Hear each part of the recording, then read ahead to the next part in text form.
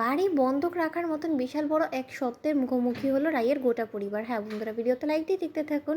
রাইকে যখন নীলাঞ্জনা বলতে থাকে যে শোন, তুই অনামিকা হোস বা রাই হোস, যাই হয়ে যাক না কেন, তোকে একটা কথা বলে রাখছি, এখানে যদি তোরা সৎ ইচ্ছায় আমার নামে এই গোটা প্রপার্টিটা নাও ট্রান্সফার করতে চাস তাতেও আমার কোনো আপত্তি হবে না, কারণ এই যাত্রায় তোদেরকে অবগত করার জন্য আমি একটা কথা জানিয়ে রাখছি যে এই বাড়িটা কিন্তু অলরেডি বন্ধক রাখা হয়ে গিয়েছে, এবং এই বন্ধক রাখার টাকা দিয়েই কিন্তু আমি এত কিছু করেছি, এতগুলো গুন্ডাদেরকে টাকা দেওয়া থেকে শুরু করে সব কিছু করেছি। তাই এই গুন্ডাদেরকে টাকা যেহেতু আমি দিয়ে ফেলেছি, তাহলে এই বন্ধকের টাকাগুলো কিন্তু আমি এখনও পর্যন্ত দিতে পারিনি, তাই এটাই অটোমেটিক্যালি কিন্তু নিলামে চলে যাবে।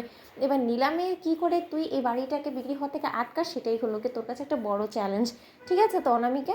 অন্যদিকে এটা বলে চলে যাওয়া মাত্রই রায়ের বৌমনি অঝরে কাঁদতে থাকে এবং বলতে থাকে যে বিয়ে করে প্রথমবারের মতন এই বাড়িতেই এসে উঠেছিলাম, এখন নাকি এই বাড়িতে আমাদের মাথা গোজার ঠাইয়েরও এবার দিন ফুরিয়ে এসেছে, এবার আমরা কোথায় গিয়ে উঠবো মা, আপনি বলুন তো। অন্যদিকে রায়ের মা বলতে থাকে যে আমার কিছু মাথা কাজ করছে না, এই সর্বনাশী মেয়েটা কোনো একদিন দেখবে আমাদের বাড়ির সূত্র সকলকে শেষ করে তবেই দম নেবে।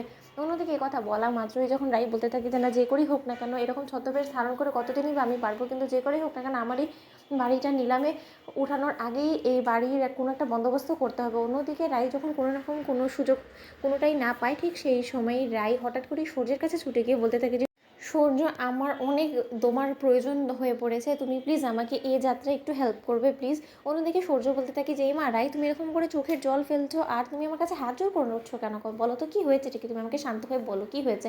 অন্যদিকে রাই বলতে থাকে যে নীলাঞ্জনা যে পরিমাণে অপরাধের মাত্রা শেষ করে যাচ্ছে, তাতে আর যাই হোক না কেন আমার মনে হয় না যে ওর এই অপরাধ কোনো মতেই আমি আর ঠেকাতে পারবো। অন্যদিকে সূর্য বলতে থাকে যে ও যে কত বড় একটা দাগি আসামি সেটা তো বুঝতে আর কারো বাকি নেই, কিন্তু এখনও নতুন করে কী করেছে সেটা বলো।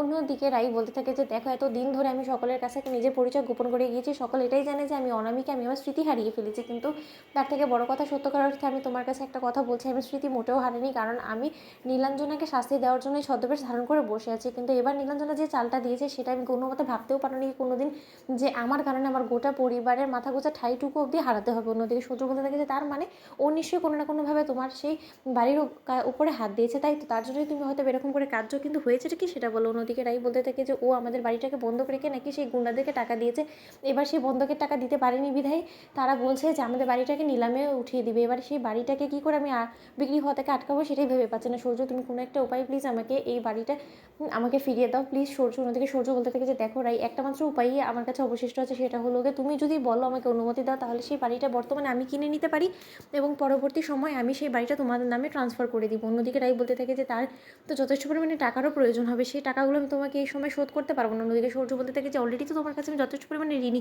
সেটাই আগে শোধ করি। তো বন্ধুরা, ভিডিওটি ভালো লাগলে লাইক শেয়ার করে সাবস্ক্রাইব করতে ভুলো না।